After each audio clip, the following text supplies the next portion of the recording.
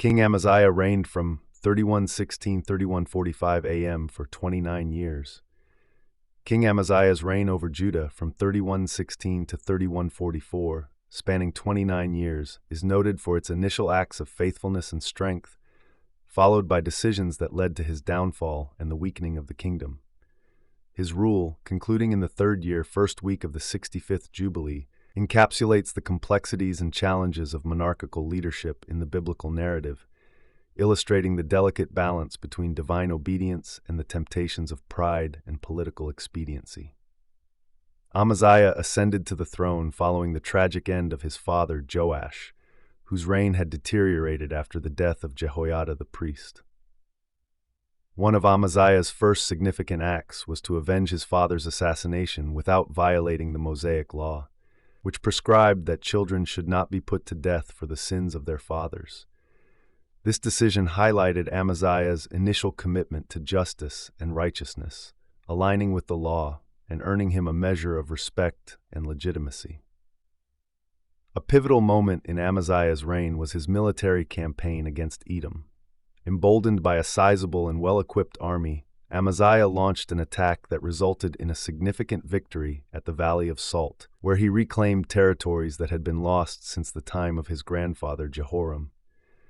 This triumph was not only a military feat but also a moment of national pride, as it seemed to signal a return to the days of Judah's strength and independence.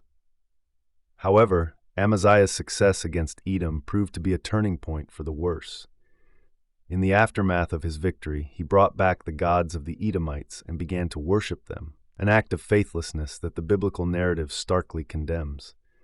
This apostasy was a direct affront to Yahweh, who had granted him victory, and it set the stage for his downfall. A prophet challenged Amaziah's actions, but the king's pride and newfound confidence in his military might led him to dismiss the prophet's warnings. Emboldened, Amaziah then challenged Jehoash, the king of Israel, to battle, a decision driven more by arrogance than strategic necessity. The confrontation ended in disaster for Judah. Amaziah was defeated, taken captive, and saw Jerusalem breached and its treasures plundered. This humiliation was a direct consequence of his departure from the worship of Yahweh and marked the beginning of the end of his reign. In the final years of his rule, Amaziah lived under the shadow of his defeat to Israel. His authority weakened, and he faced conspiracy and opposition within his own kingdom. Ultimately, Amaziah was assassinated in Lachish, a stark end to a reign that had begun with promise but was marred by the king's failure to remain faithful to God.